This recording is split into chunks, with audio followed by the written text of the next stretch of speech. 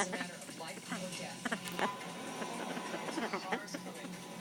This is brutal to even watch. My name is Tia Marie Torres. I've been through a lot, so I understand the need for second chances. I run a sanctuary.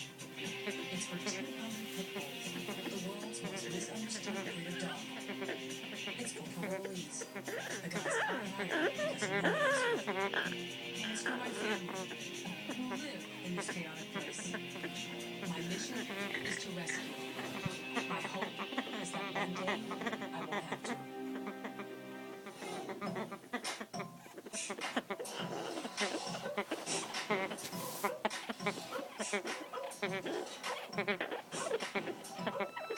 In the 17 years I've been guarding Lobos, lots of things have changed. Probably the biggest is how much I depend on my computer. You're not doing To nothing. the outside world is how we find our adoptions and our rescues. But most importantly, it's how they find us. Oh, sad face. Check out this dog, isn't she sad? She's very sad.